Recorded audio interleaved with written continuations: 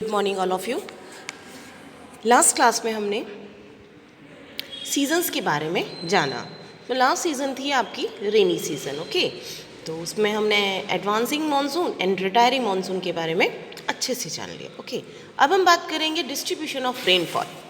अब रेनफॉल जो होती है उसका डिस्ट्रीब्यूशन यहाँ पर कैसा है। देखिए, भारत के अंदर जो बारिश है, रेन है, उसका डिस्ट्रीब्यूशन एक सा नहीं है। कहीं पर बहुत ज़्यादा है जहाँ पर लोग फ्लड से परेशान रहते हैं, और कहीं पर बहुत कम है तो वहाँ के लोग फ्लड से परेशान रहते हैं। कहीं बाढ़ आ जाती है और कहीं पर सूखा रहता है ना। तो यहाँ बारिश का डिस्ट्रीब्यूशन जो है, मॉनसून का डिस्ट्रीब्यूशन जो है, या रेनफॉल का डिस्ट्रीब्यूशन जो है, वो इक्वल नहीं है। अलग अलग जगह अलग अलग सेंटीमीटर की बारिश होती है, okay.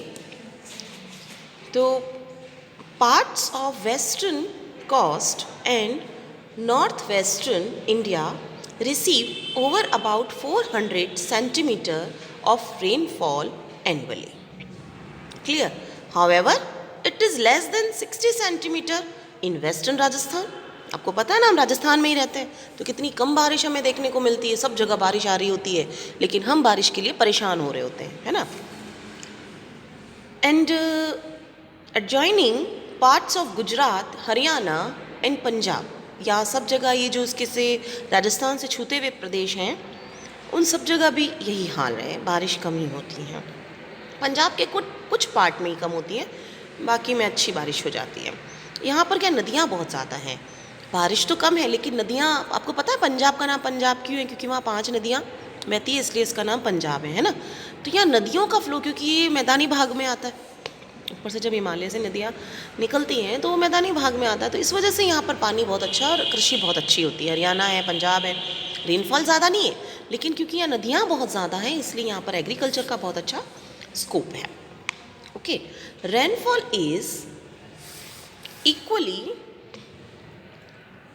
Low in the interior of the Deccan plateau and east of the Sahyadris, okay. Why do these regions receive low rainfall? अब आपके दिमाग में आ रहा है ना कि मैम कम क्यों है, रेनफॉल कम है, मान लिया कम है, लेकिन कम क्यों है? तो a third area of low precipitation is amount lay in Jammu and Kashmir. The rest of the country receive moderate rainfall. Snowfall is restricted to the Himalayan region. Owing to the nature of monsoon, the annual rainfall is highly variable from year to year. Variability is high in the regions of low rainfall such as parts of Rajasthan, Gujarat and the leeward side of the Western Ghats. As such, while areas of high rainfall are liable to be affected by floods, areas of low rainfall are drought prone. Okay, अब हम बात करेंगे monsoon as a unifying bond.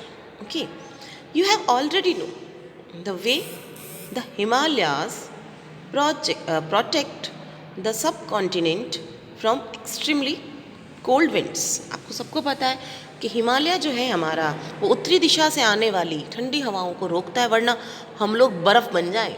इतनी ठंडी हवाएं आए अगर हिमालय नहीं हो तो। अगर हम हिमालय को हटा दें हमारे बीच से, जो ऊंचा पहाड़ खड़ा है उसे अगर हम हटा दें, तो आपको पता है इतनी ठंडी हवाएं हमारी तरफ आएंगी कि पूरा इंडिया बर्फ़ बन जाएगा। इतनी ठंडी हवाएं आएंगी, तो वो हमारी ठंडी हवाओं से क्या करता है, हमारी रक्षा करता है, ओके। फ्रॉम सेंट्रल एशिया, पूरी सेंट्रल एशिया, क्या मैं इंडिया की बात नहीं करूँगी, मैं पूरे मध्य एशिया की बात करूँगी। हिमालय की वजह से मध्य पूरा एशिया जो है, मिडल सेंट्रल एशिया जो है, वो पूरा बचा हुआ है। This enables northern India to have uniformly higher temperature when compared to other areas on the same latitudes. Similarly, the peninsular plateau under the influence of the sea from 3 sites has moderate temperature despite such moderating influences. These are great variation in the temperature condition. Nevertheless, the unifying influence of the monsoon on the Indian subcontinent is quite perceptible. Okay, the seasonal alternation of the wind systems and the associated weather condition provide a rhythmic cycle of seasons. Even the uncertainties of rain and uneven distribution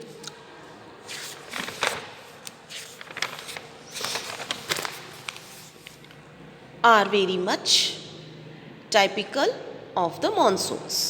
The Indian land space, its animal and plant life, its entire agriculture calendar. Okay.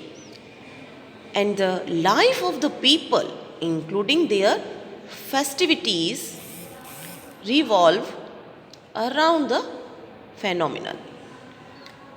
Year after year, people of India from north to south and from east to west eagerly await the arrival of the monsoon.